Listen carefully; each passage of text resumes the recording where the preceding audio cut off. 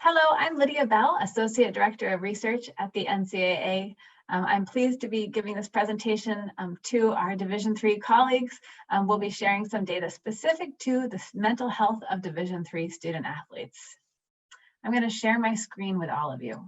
So I think all of you are very aware of many of these data points. I'm going to talk very broadly. Student athletes, just like any undergraduate student, already arrive at college, oftentimes already feeling overwhelmed. These data are from HARI, the Higher Ed Research Institute, and are specific to their most recent SERP freshman survey that was released. And these data really are asking our current students who are first years in school about their senior experience in high school. And even when they arrive on our campus, 51% of women, 24% of men indicate that prior to arriving at college, they were frequently overwhelmed by all they had to do as high school seniors. And I think, we want to keep that in mind because so many of our undergraduates, especially at Division III institutions, many of them are also student athletes. When we look at the data historically, HARI has been tracking this metric since 1985, and you can really see that the change in trends. There has been an overall increase in student athletes experiencing feeling overwhelmed since that time. The numbers have almost doubled across the board for both men and women in this sense of feeling overwhelmed and stressed by everything they have to accomplish. Again, looking at these just regular undergraduates, we had 33% who said they were frequently anxious during their senior year of high school. 12% were depressed, frequently depressed their senior year of high school, and 14%, before they even their first couple days on campus, already said there would be a very good chance that they would be seeking personal counseling during their freshman year. I know many of you are already aware of these data, and I'm sure these resonate with the students, with the experiences you have with students on your own campus. But I think it's always important for us to kind of take into account the holistic experience of undergraduates. And unsurprisingly, athletics departments have become increasingly aware of student athlete mental health concerns. The topic of mental health has really been the most requested topic at both our NCAA convention for the last few years, also our faculty athletics representatives annual association meeting. Mental health topics, there's always, the room is full, people are deeply engaged because this is an issue that they're grappling with day to day on their campuses. These data are from the American College Health Association's National College Health Assessment, which is an assessment that is done twice a year on hundreds of campuses across the country. What's neat is because of our collaboration with the ACHA, we're actually able to get the data from the ACHA, and they have an item about whether or not someone is a varsity athlete. They're able to cut for us just NCAA students, both athletes and non-athletes, so we can do some comparison. And so these data you see here are specific to NCAA athletes, males and females, and just a few items around mental health. We're going to look at debilitating depression, anxiety, and then also harm or suicidal ideation. And as you can see in the darker shading, we have females on the left side of your screen in blues and males on the right side of your screen in greens. Student athletes do report lower rates of mental health concerns in all of these categories, both male and female, than their non-athlete peers. So there could be potentially some kind of protective effect for our student athletes. They arrive on campus, many of them are already part of a team. They have a built-in support network. That could be why we're seeing some lower rates. We also know that physical activity can lower mental health concerns in terms of stress and anxiety. Physical activity is a great way to mediate some of those issues. But it also could be, for some of our athletes, a concern about expressing mental health issues as well. So that could be part of it as well. However, I think what's important here is that even among our female student athletes, it's just under 20% note having experienced debilitating depression within the last 30 days. Over a third report overwhelming anxiety, and about 1 in 20 note that they have harmed themselves or considered harming themselves. Our male athletes report slightly lower rates of mental health concerns, but still these numbers, regardless, any percentage here, we're talking about people and real students and their experiences. So there is some concern. So we're going to talk specifically about, what are some of the factors that are impacting student athlete mental well-being. So we're going to look at identity of our student athletes, the time demands that they're facing. We're going to talk a little bit about sleep and the role of coaches, and then also what kind of support network is around our student athletes. The other important thing is I will be sharing a little bit of data from our recent COVID studies. The NCAA was able to do surveys with student athletes 1 month into the pandemic, when all campuses had mainly closed and sent students home. We conducted a survey in the month of April 2020. And then we also did a follow-up survey in October of 2020. And I'll have a little bit of data that's specific to the mental health impact of COVID. But prior to getting to those slides, I'm going to talk a little bit more broadly about data that we had collected in the last 2 or 3 years about the student athlete experience pre-COVID. All right, so to start with identity, there are multiple identities that are impacting our student athletes and shaping their mental well-being aside from just being an athlete themselves. The first thing I want to touch on is racial identity for our student athletes. If you look at this table, you can see that breakout we just saw a second ago around depression, comparing our student athletes to their non-athlete peers, again, using this American College Health Association data.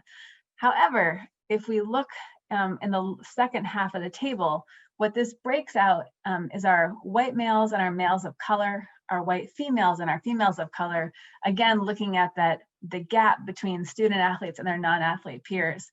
So while our white male student athletes, are reporting lower rates of depression, they almost have like an athlete, non-athlete gap of about 7%. You can see that protective buffer looks a little smaller for our men of color. It's just about a 3 percentage point difference in terms of the benefits conferred to student athletes. We see something very similar among our white female athletes as compared to our female athletes of color. So those rates of depression are higher among both our student athletes of color and our undergraduates of color in general. We also looked at sexual identity for our student athletes, and the ACHA, way that they kind of talk about these data is through using the term a queer spectrum. So that includes both those who identify as lesbian and gay, bisexual, pansexual, it's asexual, it's a pretty all-encompassing, a broad term for those who are part of the queer spectrum. But again, what you're seeing here is just athletes. Their non-athlete peers are extracted from this graphic. But among our female athletes, those who identify as heterosexual are in the dark purple.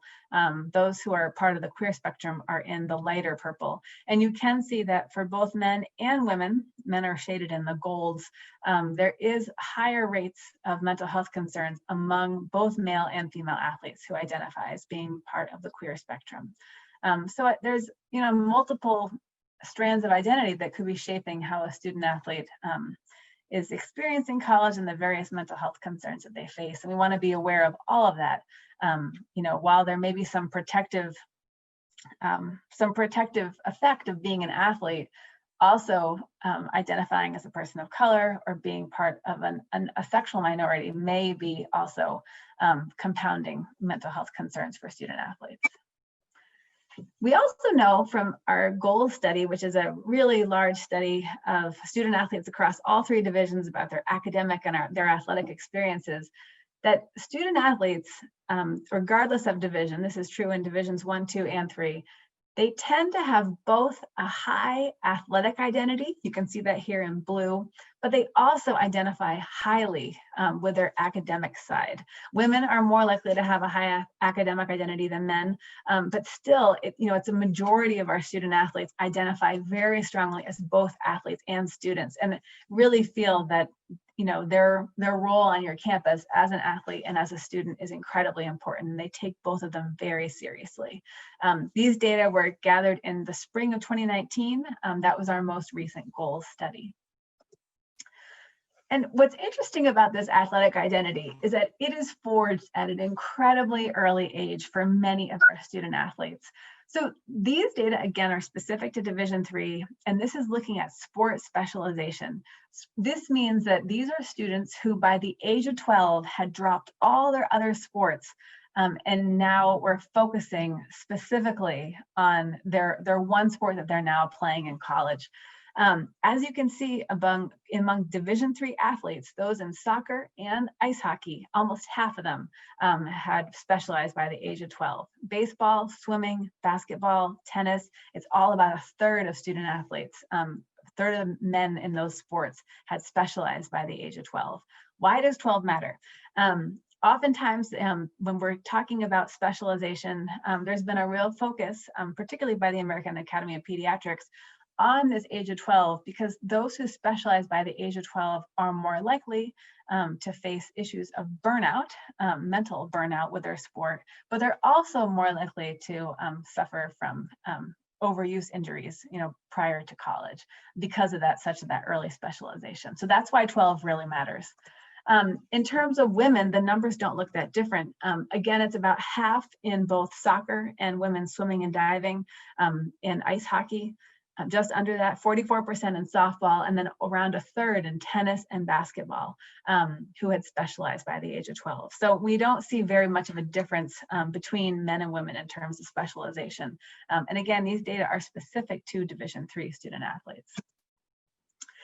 What this data is showing you, this kind of collapses men's and women. These are men's student athletes across all three divisions because they just look very similar, which is why we collapse the three divisions together. But what I want you to pay attention to is the shadings in blue. If you see, among those sports where we see blue, those are student athletes who participated in both high school and club teams.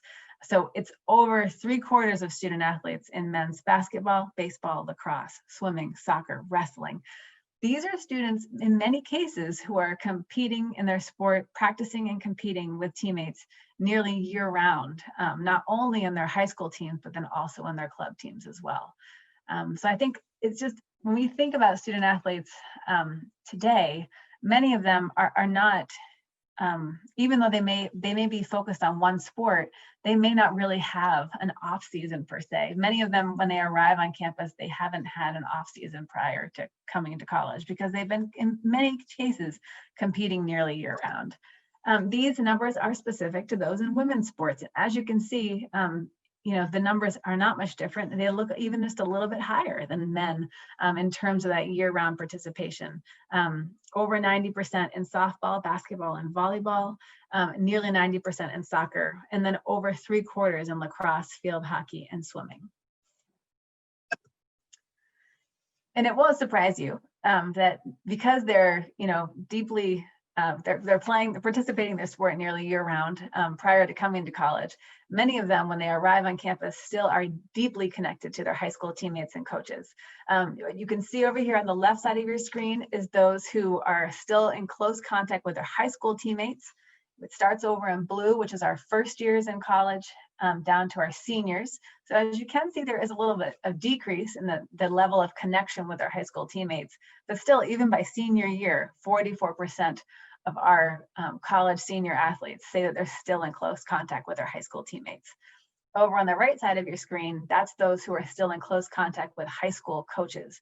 Nearly half when they arrive on campus as first years, but still over a third by the time they're seniors in college. These data are from another NCAA study. It's our study of student athletes' social environments, and these data were collected in 2016. So in addition to that deep connection, that year-round participation, that high level of athletic identity, many of our student athletes also say that their family have long-held expectations about what they will do with their sport after high school. What you see here is our Division III men's sport athletes, and the gray bars are indicating those who said that their family expected they would go on to be a college athlete. Again, this is Division III only. So nearly 2/3 in ice hockey and baseball, they've had this long-standing expectation that they would play sports in college. Nearly half in basketball, football, and lacrosse among our men. It may also surprise you that what you see here in gold, those are men who said that their family, since they were young, their family has expected they would go on to be a professional or Olympic athlete. Nearly 20% in ice hockey, baseball, and basketball, 16% in football. So these are our Division III athletes, many of whom not only have personal connections and a really strong athletic identity, but also there's a lot of family expectations riding on their success in their sport. This is similar for these same men.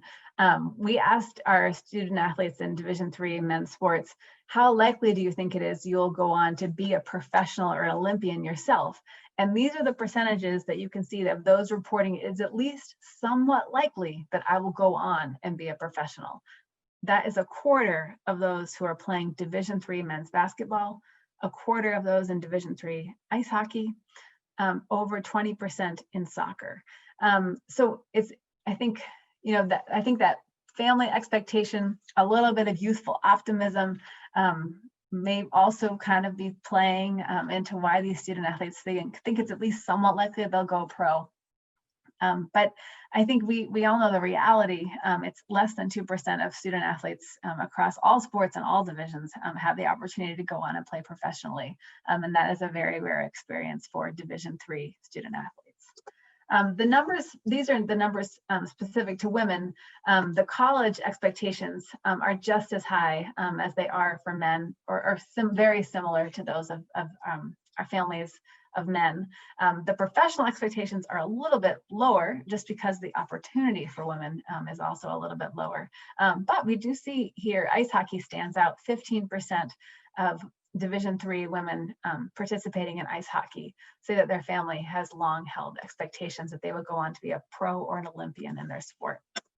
And then when we look at these numbers of student athletes' beliefs of whether or not it's somewhat likely they'll go pro, it's unsurprising to see ice hockey here be at the highest level in Division III among our women's teams. 8% think it might be somewhat likely. So again, just really important to recognize for so many of them how important it is that they are successful athletically. The other piece to our tied to identity is how are student athletes spending their time. And if they identify strongly as both an athlete and a student, it is unsurprising that they want to give as much time as possible to both of those endeavors while they're on your campus. In Division III athletics, we find that student athletes report spending an average of about 28 hours per week dedicated to their sport. This is across all sports, and about 40 hours a week dedicated towards their academics.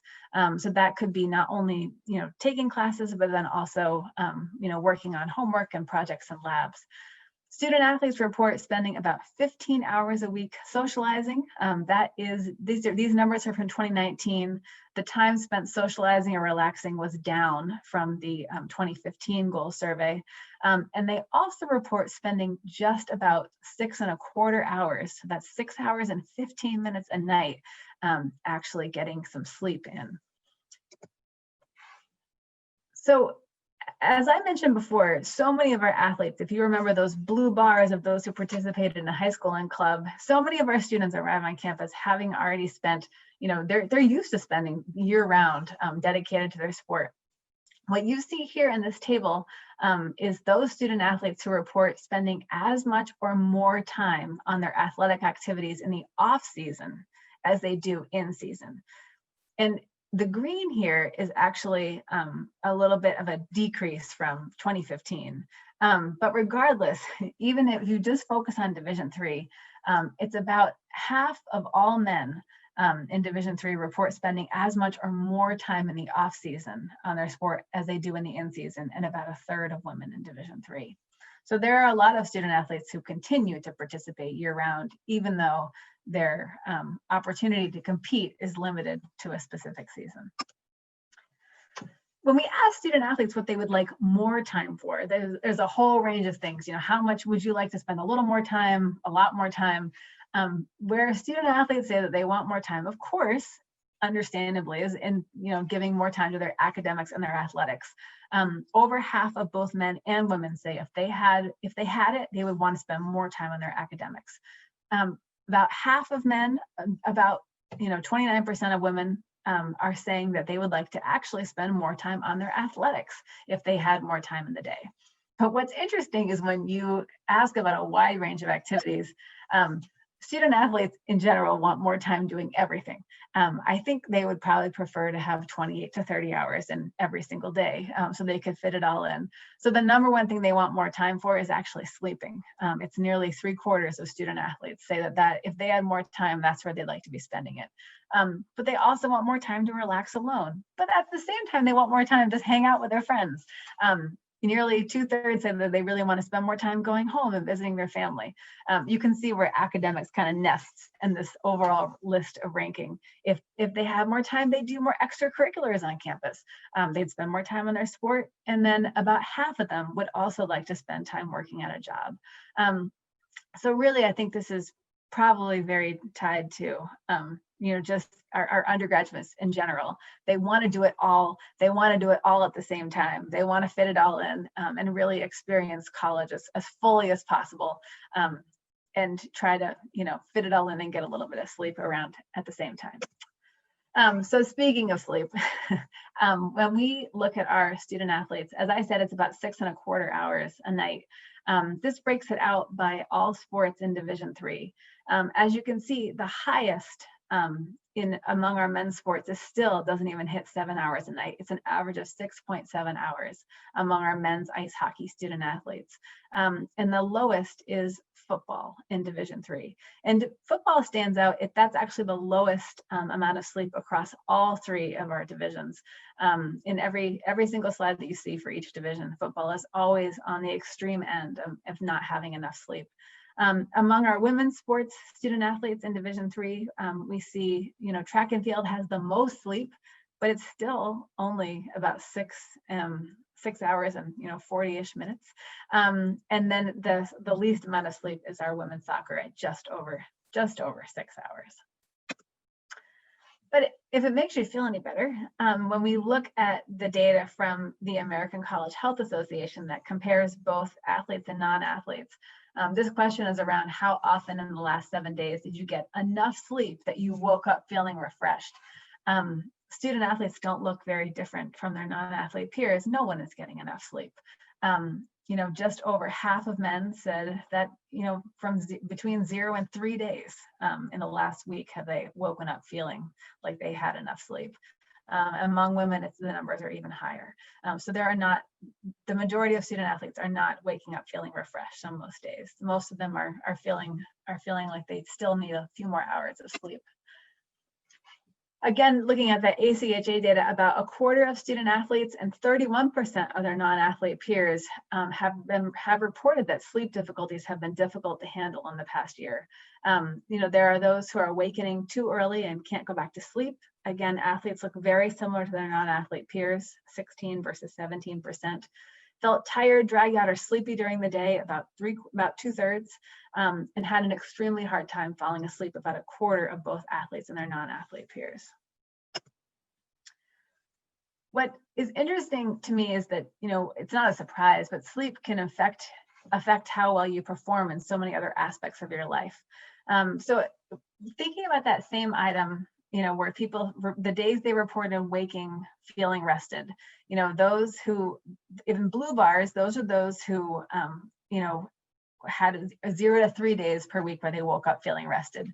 6 to 7 days, those are the ones who are sleeping better and are waking up feeling refreshed. So keep that in mind as we're looking at this bar chart. If we go over to the left, when we ask student athletes, are you tired from the physical demands of your sport? as you can see, those student athletes who are awake, who are getting less sleep or reporting not feeling feeling refreshed, are more likely to say that they're tired from the physical demands of their sport.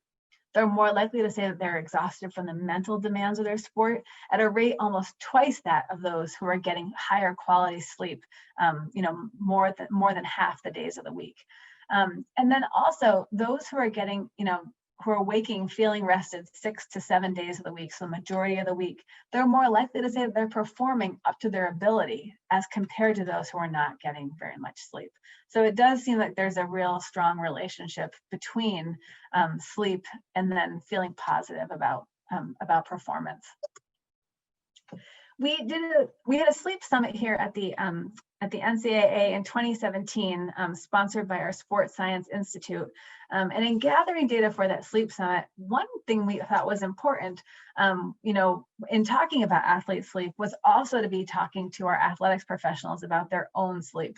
And so in a survey that we did of trainers, head coaches, and athletics administrators, after asking a battery of questions about athlete sleep, we also asked, by the way, how much sleep are you getting on a typical night? And what you see here is that, across the board, I think oftentimes we talk about what's optimal sleep, everyone kind of throws out that at least 8 hours a night, right?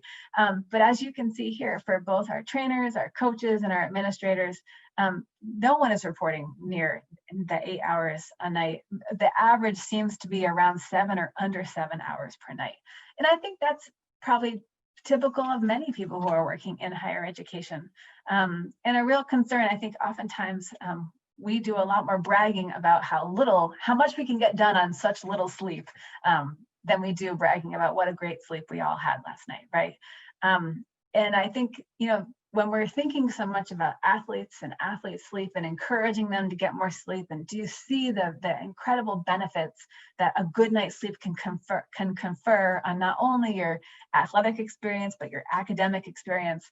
I think sometimes we have to take a moment and look back and reflect on ourselves and ask, are we being good sleep mentors? So when we break out the data specific to coaches, and we look at the differences by sport, these are any of the sports that had a large enough number of coaches in the sample. As you can see, you might remember a few minutes ago, I said that the one sport that really had the lowest amount of sleep, regardless of division, was football. And as you can see here on this chart in the blue, those are those reporting 6 hours or less of sleep on average per night. What stands out? It's football. More than half of the coaches in football said that they are sleeping less than 6 hours a night. And that looks different than all the other sports up here. And so, if I really do think that we can tell football student athletes to get more sleep, but if even their own coaches aren't modeling that, how do we kind of have a talk across administrators in higher education about the importance of sleep, not only for ourselves, but also for those that we're mentoring? Okay, so I want to talk a little bit about COVID specifically. I'm sharing some photos with you that were taken just over the past year. Things have changed so much for many of us on campuses. Some campuses have not even had a chance to convene in person yet this academic year. Others are doing it, but they're doing it distantly and masked. And so I think COVID has given so many mental health challenges, not only to our student athletes, but to all of higher ed, and all of us right now who are potentially working from home or are learning from home. So a little bit about our COVID studies. As I mentioned, we conducted 2 different studies of student athletes this past year. The first one was done in April. It was exactly a month after our national championships shut down and many campuses closed their doors and sent students back home and moved everything online. And we wanted to know, how are student athletes faring, 1 month into the pandemic? That survey opened right at the beginning of April and it closed on May 1st. So that set of data was specific to our spring study. Our fall study opened on October the 6th and closed November the 2nd, I'm sorry. And so that data we are still finalizing and we will have available online By mid-February, we'll have the full study available online on the NCAA research page. All the results from the spring survey are already on the NCAA research page. We have a 10-page executive summary, and then we have over 150 slides, association-wide and then division-specific. But I wanted to share just a little bit. You know, we were talking broadly about mental health concerns, but I think, as many of you are aware, there has been so much data coming from a wide range of organizations, Healthy Minds, CRU, really talking about what is the impact of the pandemic on our undergraduate population specifically, and how is it really impacting their mental health to be at a time where they're, in many cases, being asked to be, you know, physically removed from their peers and engaging in ways that many of them have never engaged before. So I think it's helpful that we started this talk today looking at that American College Health Association data, the ACHA, NCHA data, because that really was a nice baseline to help us think about, you know, the mental health of student athletes prior to the pandemic. So if you see that column there, that data again is pre-pandemic. That was ACH data gathered between 2015 and 2017. So that kind of gives us a baseline. And these questions are, you know, within the last 30 days, have you had the following mental health concerns? So we see that, you know, among these are specific to men student athletes. You know, during a typical semester, over half said they were overwhelmed by all they had to do. They were mentally exhausted. But about a quarter, you know, noted having felt sad, at least occasionally in the last month, or lonely. Less than 20% said that they were feeling hopeless. About 20% again were experiencing overwhelming anxiety. Let's move from there to the next column, and this you'll see is our spring 2020. So this is 1 month into the pandemic. In almost every area, we saw rates of mental health concerns that were 1.5 to 3 times what they were during a typical semester on our campuses. Very high rates of feeling overwhelmed, a lot of mental exhaustion, a lot of sadness. For many of our student athletes, particularly our winter and our spring sport athletes, having their seasons ended in the middle of a championship for some of our winter athletes, but then not even being able to, you know, go in. They had already started their season for some of our spring athletes, or have begun spring training, and then everything shut down and they were sent home. There was a lot of loneliness as people were grappling with getting used to being physically and socially distant. And a feeling of hopelessness and anxiety.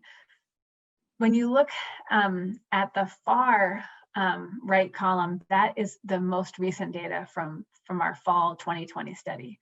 So as you can see, the items that are shaded in yellow, that's indicating that there was a decrease from the spring by 5 percentage points or more. So we are seeing a little decline in some of these mental health concerns in terms of feeling exhausted or sad or lonely.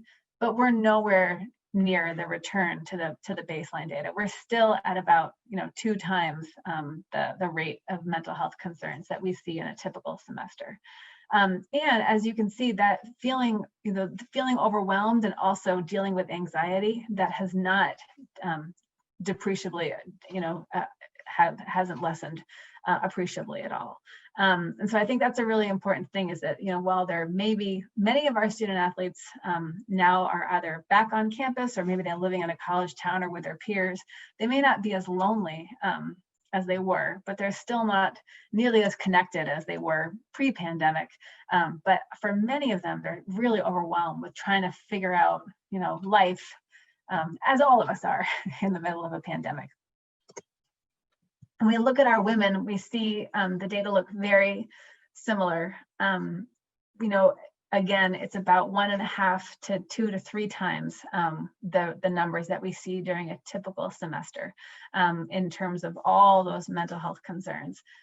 Again, we see some numbers have declined a bit since the spring, but again, nowhere near the rates that we would see during a typical semester.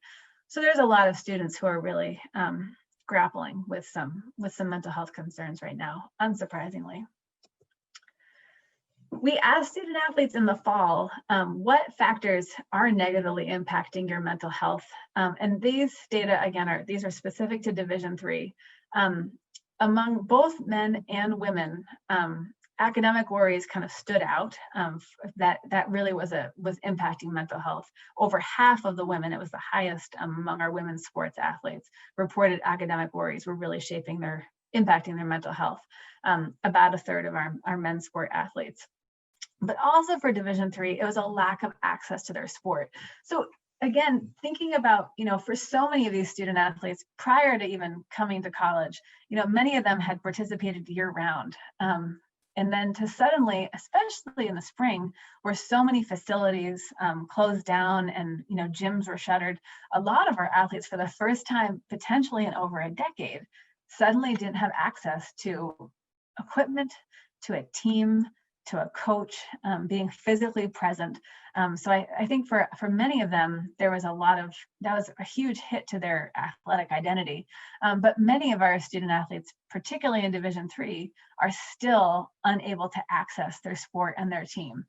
Many of our Division III conferences have decided not to participate in fall, winter, in some cases spring championships, and within their and also conference competition. So that's definitely impacting our student athletes in Division III. About a third of women also say that it's concerns about COVID-19 are also impacting their mental health, and about 1 in 5 men. Financial concerns, political disagreements with family or friends. This survey, as you remember, closed right before the election.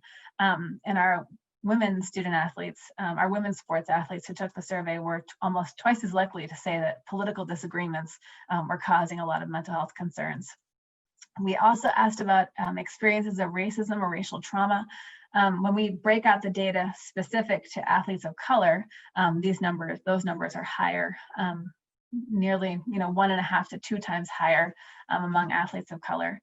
And we also did ask about natural disasters. So in addition, to COVID kind of being the running narrative of 2020, as you are all aware, I mean, we dealt with so many devastating fires this past year, hurricanes, and we never asked about natural disasters. And so we wanted to make sure we were also asking about that and how that was impacting our athletes' mental health. And as you can see, it is about 1 in 20 athletes in Division III did indicate that natural disasters were also playing a role that had impacted their specific community, were impacting their mental well-being.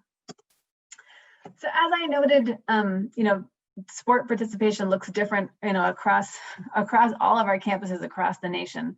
But in Division III specifically, if you look over at the green shading, those are athletes who are not training or are training alone. And as you can see, it's almost a quarter of athletes in Division III that are still not training with their teammates. And it is the highest across the 3 divisions. So that may be impacting Division III athletes specifically. There are some who are doing voluntary workouts, but it's really those who are in season, either practicing but not competing, or those who are competing. Division III is really at some of the smaller numbers, especially as compared to Division I. They're least likely to be engaging in that way. All right, so just to wrap this up, where are students getting their support for their mental health concerns? Again, this is goals data. Many of student athletes, regardless of division, many of them believe that their coaches care about their mental well-being. It's over 3/4 of our athletes in Division III indicate that their coaches care about their mental well-being. However, it's also important to note that there is a smaller number who are comfortable talking to their coaches about mental health issues. It's about 2/3 of our men in Division III. If you look at that bottom line, about 2/3 of men are comfortable talking to coaches, but the numbers are a lot less among our women athletes. Just about half say they're comfortable talking to their coaches. Who are they talking to, though, is the question. Student athletes are communicating with their parents multiple times a day. And that number is up from 2015, and I think we'll continue to see it rise as more and more athletes are relying on texting and finding ways to involve their parents in their daily lives. Over half of our men, and also almost over 2/3 of women, say that they're in touch with their parents multiple times a day or at least daily in the most recent 2019 data. We asked student athletes, what do you talk to family members about? And overall, the largest number when you collapse men and women is that they'll often reach out to family for help with money or a bill or a money problem. But 4 out of 5 women in Division III and 2/3 of men in Division III say that they often or sometimes ask their family member for help in dealing with stress or other mental well-being issues. So family is often, deeply connected to our athletes and their mental health. And so I think the reason that I share this is, are we confident that our families are aware of the mental health resources that the institution offers?